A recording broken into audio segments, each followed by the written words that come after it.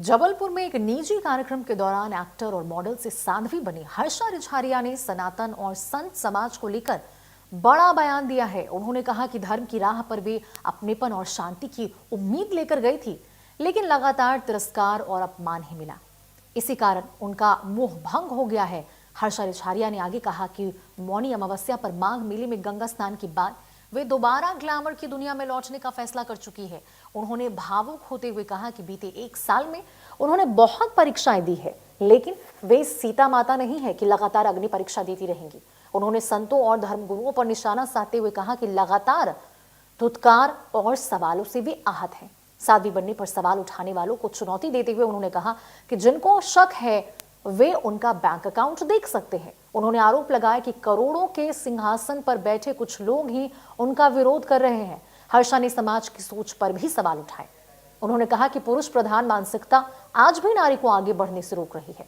स्त्री के व्यासपीठ पर बैठने तक पर आपत्ति जताई जाती है। उन्होंने कहा कि जब नारी शक्ति के आगे ईश्वर भी नतमस्तक होते हैं, तो फिर स्त्री को तिरस्कृत करने वाला ये कैसा धर्म है? सनातन धर्म कोई तब तक नहीं अपना सकता जब तक सनातन धर्म उस व्यक्ति को ना अपनाए। जब तक धर्म उस व्यक्ति को ना अपनाए, तो मैंने धर्म नहीं अपनाया, धर्म ने मुझे अपनाया है। कि मुझे लगता है मैं बहुत सौभाग्यशाली हूँ कि मेरा जन्म इस धर्म में हुआ है।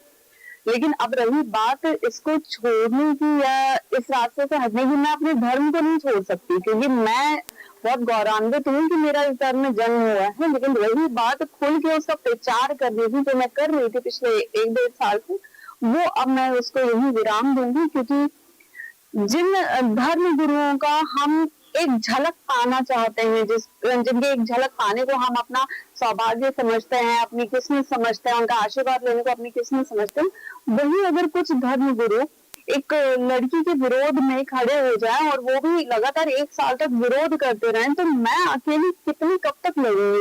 और सबसे बड़ी बात पता है क्या है कि हमारे धर्म की एक खासियत है कि जब हम धर्म के विषय में बात करना शुरू करते हैं ना, तो गैर धर्मों से पहले हमें खुद के धर्मों के लोग से ही लड़ना पड़ता है। उन्हीं के सवालों का जवाब देना पड़ता है, उन्हीं के पूरे शक को क्लियर करना पड़ता है कि नहीं भाई ऐसा नहीं ऐसा है। तो इसलिए हम दूसरों से क्या बोले, दूसरों का क्या करें, कि पहले हमारे खुद के धर्म में वो एकता हो जाए। यहाँ पे स्वाभिमान, यहाँ पे ईगो इतना क्लैश होता है कि कोई लड़की कैसे आगे बढ़े, उसको कैसे रोकना है, उसको कैसे नीचे गिराना है। और सबसे बड़ी बात, ये हमारे पौराणिक काल से अभी तक चला आ रहा है कि अगर आप किसी लड़की का मनोबल, किसी स्त्री का मनोबल नहीं तोड़ पा रहे हैं, तो उसके चरित्र को आप निचोड़ना शुरू कर दीजिए, फिर तो वो लड़की टूटेगी ही टूटेगी। तो ये तब भी हो रहा था, ये आज भी हो रहा है, और ये पता नहीं कब तक होगा। कि कितना आसान हो जाता है कि एक लड़की को तोड़ना और हर तरह से तोड़ना। ग्लैमर की दुनिया से साध्वी बनी हर्षा रिछारिया एक बार फिर कहीं ना कहीं वापस ग्लैमर की दुनिया में आएंगी। मौनी अमावस्या के दिन माघ मेले में अपने स्नान करने के बाद एक बार फिर अपनी वापसी जो है वो ग्लैमर की दुनिया में करेंगे। दरअसल लगातार अपने ऊपर हो रही बयानबाजी और संतों द्वारा उठाए जा रहे सवाल से कहीं ना कहीं नाराज और दुखी जो है वो हर्षा रिछारिया है, और यही वजह है कि फिर से उन्होंने जो है वो संन्यास के मार्ग को छोड़ने की बात कही है और फिर से ग्लैमर की दुनिया में वापसी के संकेत दिए हैं।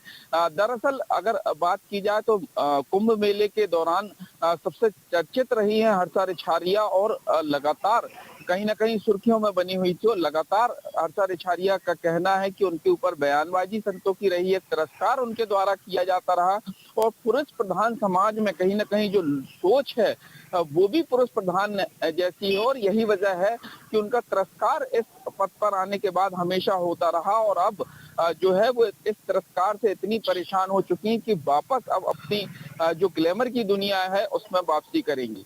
कैमरा मनीष शर्मा के साथ राजेश कुमार विश्वकर्मा, इंडिया न्यूज जबलपुर। खबरों में आगे बढ़ते हुए आपको अगली खबर भोपाल से बताते हैं, जहां भोपाल में ड्रग